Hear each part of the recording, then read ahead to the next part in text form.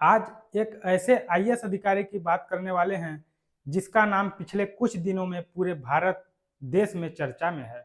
नाम है तुकाराम मुंडे। एक तरफ है बॉलीवुड के सुपरस्टार शाहरुख खान, दूसरी तरफ है अजय देवगन और उनके साथ है टाइगर श्रॉफ।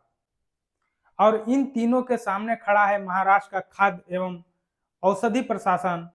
सवाल बहुत बड़ा है, क्या कोई सेलिब्रिटी किसी ऐसे उत्पाद का विज्ञापन कर सकता है जिसके बारे में नियामक संस्था को शक हो कि वह प्रतिबंधित तंबाकू या पान मसाला उत्पाद का अप्रत्यक्ष प्रचार कर रहा है? क्या विज्ञापन में सिर्फ इलायची लिखा होने से जिम्मेदारी खत्म हो जाती है? और सबसे बड़ा सवाल, अगर करोड़ों लोग किसी अभिनेता को अपना आदर्श मानते हैं तो क्या उस अभिनेता की सार्वजनिक जिम्मेदारी भी करोड़ों गुना बढ़ जाती है? महाराष्ट्र ईएफडीए ने शाहरुख खान, अजय देवगन और टाइगर श्रॉफ को बिमल इलायची विज्ञापन को लेकर नोटिस जारी किया है। एफडीए का कहना है कि यह विज्ञापन प्रतिबंधित पान मसाला या तंबाकू से जुड़े उत्पाद का अप्रत्यक्ष प्रचार हो रहा है। वास्तव में सही भी है। कोई सेलिब्रिटी इस तरह से गलत चीजों का इस्तेमाल नहीं कर सकता जिससे लोग उसको फॉलो करें और गलत रास्ते पे निकल जाएं। और इस पूरे मामले की अगुवाई कर रहे हैं महाराष्ट्र के एफडीए कमिश्नर आईएएस अधिकारी तुकाराम मुंडे। दोस्तों, यहाँ एक बात बिल्कुल साफ समझ लीजिए, अभी इन अभिनेताओं को दोषी ठहराया नहीं गया है, उन्हें अपना पक्ष रखने का मौका दिया गया है। यानी यह मामला अभी कानूनी और प्रशासनिक प्रक्रिया में है। लेकिन सवाल इतना बड़ा है कि इसकी चर्चा सिर्फ महाराष्ट्र में नहीं बल्कि पूरे देश में हो रही है। तो आखिर पूरा मामला क्या है? तुकाराम मुंडे ने इतना बड़ा कदम उठाया क्यों? विज्ञापन और एडवर्टाइजमेंट क्या होती है? सेलिब्रिटी की जिम्मेदारी कितनी होनी चाहिए? और क्या कानून वास्तव में बड़े सितारों पर भी उसी तरह लागू हो सकता है जैसे आम आदमी पर होता है? आज की इस पूरी वीडियो में हम एक एक सवाल का जवाब समझेंगे, तो वीडियो अंत तक जरूर देखिएगा, क्योंकि इस कहानी का असली सवाल सिर्फ यह नहीं है कि नोटिस किसे मिला। असली सवाल यह है, क्या कानून के सामने सुपरस्टार भी छोटा है? तुकाराम मुंडे कौन है? दोस्तों, इस कहानी को समझने से पहले उस अधिकारी को समझ जाइए जिसका नाम इस समय सबसे ज्यादा चर्चा में है। तुकाराम मुंडे महाराष्ट्र कैडर के आईएएस अधिकारी हैं। अपने सख्त प्रशासनिक रवैये के कारण उन्हें लंबे समय तक एक बेबाक अधिकारी के रूप में देखा जाता है। मीडिया रिपोर्टरों के अनुसार उन्हें कई बार अपने करियर में ट्रांसफर भी हुए हैं। इसी वजह से सोशल मीडिया और मीडिया के एक हिस्से में उन्हें सिंघम आईएएस जैसे नामों से भी संबोधित किया जाता है। लेकिन किसी अधिकारी की असली पहचान उपनाम नहीं हो सकता। असली पहचान होती है वह कानून को कितना गंभीरता से लागू करता है। मई 2026 में तुकाराम मुंडे ने Maharashtra food and Durg administration यानी एफडीए के कमिश्नर का पद संभाला था। इसके बाद खाद्य सुरक्षा और नियमों के उल्लंघन के खिलाफ कार्रवाई तेज हुई। रिपोर्टों के अनुसार एफडीए ने बड़ी संख्या में निरीक्षण और कार्रवाई की और फिर मामला पहुंचा उन लोगों तक जिनके नाम से देश का बच्चा बच्चा जानता है, बॉलीवुड के बड़े सितारे। यहीं से यह कहानी अचानक राष्ट्रीय चर्चा का विषय बन गई।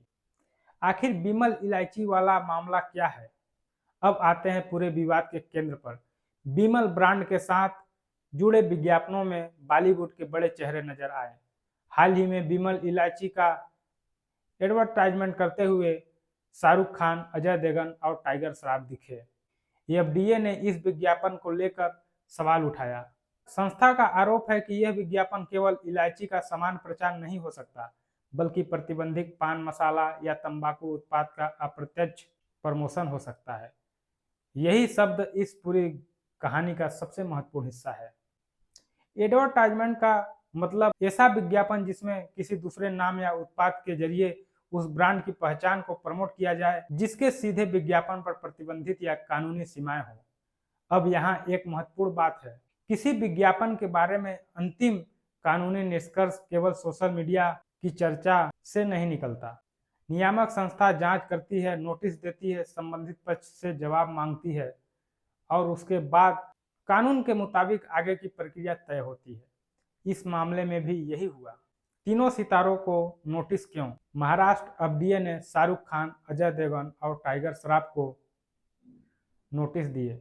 रिपोर्ट के अनुसार नोटिस में उनके विज्ञापन के लेकर स्पष्टीकरण मांगा गया। उन्हें जवाब देने के लिए समय दिया गया। यानी अभी यह कहना है कि इन तीनों को सजा हो गई, गलत होगा।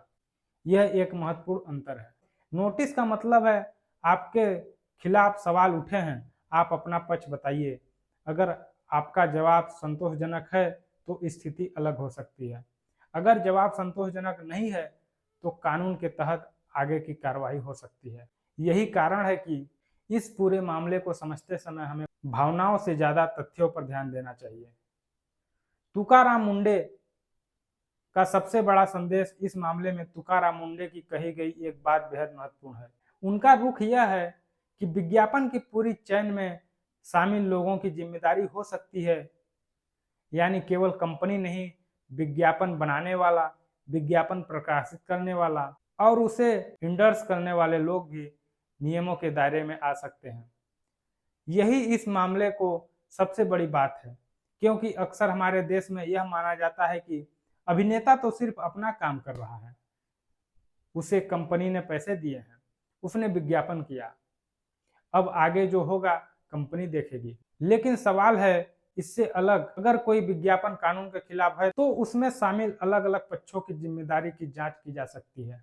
तुकाराम मुंडे का संदेश इसी दिशा में है। क्या सेलिब्रिटी की जिम्मेदारी आम आदमी से ज्यादा है?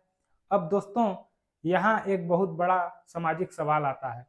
मान लीजिए कोई सामान्य व्यक्ति किसी उत्पाद के बारे में बात करता है, उसकी बात शायद उसके परिवार या कुछ दोस्तों तक पहुंचे, लेकिन एक सुपरस्टार, उसकी एक तस्वीर, उसका एक डायलॉग, उसका एक एडवर्टाइजमेंट, उसका एक सोशल मीडिया पर पोस्ट करोड़ों लोगों तक पहुंच जाता है।